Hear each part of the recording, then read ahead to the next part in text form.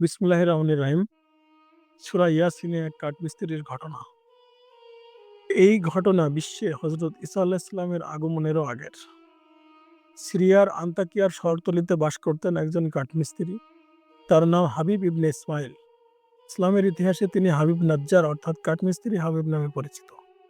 আন্তাকিয়া ছিল ওই সময়ের এক জনপদ। আন্তাকিয়ার লোকজন ছিল পৌত্তলিক। হাবিবও ছিলেন কুষ্ঠরোগী। রোগমুক্তির আশায় তিনি নানা প্রতিমার উপাসনা করতেন। আল্লাহ ওই সম্প্রদায়কে সতর্ক করার বাসনা করলেন। প্রথমে তিনি তাদের কাছে দুজন আল্লাহ প্রেরিত বার্তাবাহী ব্যক্তিত্ব রাসূল পাঠালেন। দিনের দাওয়াত দিতে তারা আন্তাকিয়া শহরে গেলেন। সেখানে তাদের দেখা হলো হাবিবের সঙ্গে। তারা তাকে মূর্তি পূজা ত্যাগ করে আল্লাহর ইবাদতের জন্য দাওয়াত দিলেন। হাবিব বললেন, আপনাদের দাবি যে সত্য তার কি কোনো প্রমাণ আছে?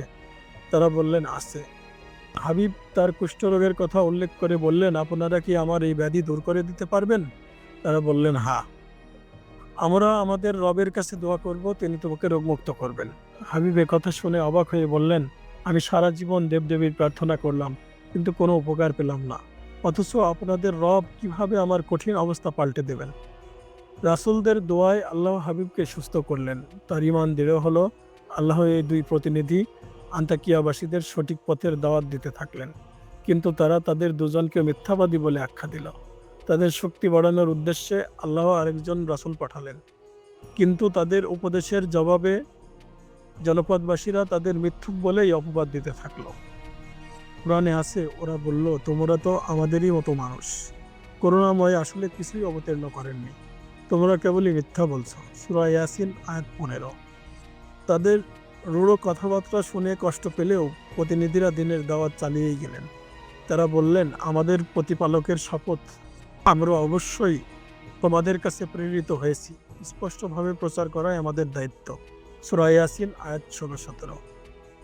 তবু আন্তাকিয়াবাসীরা তাদের কথা অমান্য করে চলল। তাদের অবাধ্যতার কারণে আল্লাহ আন্তাকিয়া শহরে দুর্ভিক্ষ দিলেন। আল্লাহর সতর্কতা সংকেত তারা মোটেও বুঝতে পারল না। বরং রাসূলদের তারা বলল, আমারও তোমাদেরকে অমঙ্গলের কারণ মনে করি।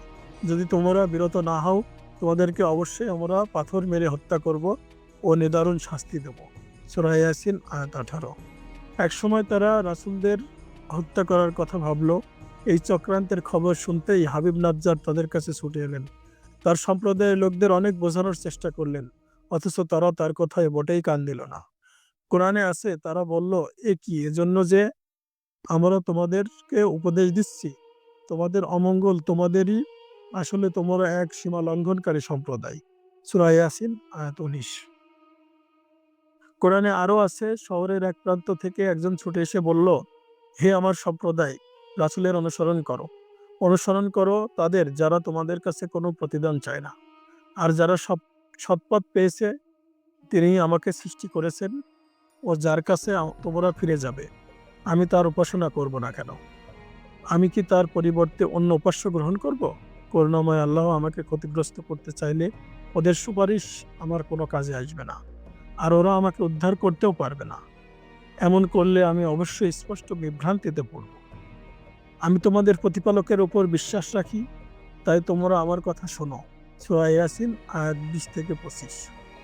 এলাকাবাসী হাবিবের কথা তো শুনলই না, উল্টো তার উপর চড়াও হয়ে পাথর ছুটতে ছুটতে তাকে হত্যা করে ফেলল। আল কোরআনে আছে, শহীদ হওয়ার পরে তাকে বলা হলো, জান্নাতে প্রবেশ করো। সে বলে উঠল, হাই, আমার সম্প্রদায় যদি জানতে পারত কি কারণে আমার প্রতিপালক আমাকে ক্ষমা করেছেন ও সম্মানিত করেছেন। সূরা ইয়াসিন আয়াত 26-27। কোরআনে আরও আছে, আমি তার মৃত্যুর পর তার সম্প্রদায়ের বিরুদ্ধে আকাশ থেকে কোনো বাহিনী প্রেরণ করিনি, আর তার প্রয়োজনও ছিল না। কেবল এক মহাগর্জন হলো, ফলে ওরা নিষ্প্রাণ স্তব্ধ হয়ে গেল। আমার দাসদের জন্য দুঃখ হয়, ওদের কাছে যখনই কোনো রসুল এসেছে তখনই ওরা তাকে ঠাট্টা বিদ্রূপ করেছে। ওরা কি লক্ষ্য করে না, ওদের আগে এত মানব গোষ্ঠীকে আমি ধ্বংস করেছি, যারা আর ওদের মধ্যে ফিরে আসবে না। আর ওদের সকলকে তো আমার কাছে একত্র করা হবে। ওদের জন্য একটা নিদর্শন, মৃত ধরিত্রী, যা আমি পুনরুজ্জীবিত করি, ও যার থেকে আমি শস্য উৎপন্ন করি, যা ওরা খায়। তার মধ্যে আমি সৃষ্টি করি খেজুর ও আঙ্গুরের বাগান এবং বয়ে দিই ঝর্ণা, যাতে ওরা এর ফলমূল খেতে পারে, যা ওদের হাতের সৃষ্টি নয়, তবু ওরা কৃতজ্ঞতা প্রকাশ করে না। পবিত্র মহান তিনি, যিনি উদ্ভিদ মানুষ এবং ওরা তাদের জানে না তাদের প্রত্যেককে জোড়ায় জোড়ায় সৃষ্টি করেছেন। সূরা ইয়াসিন আয়াত ২৮ থেকে ৩৬।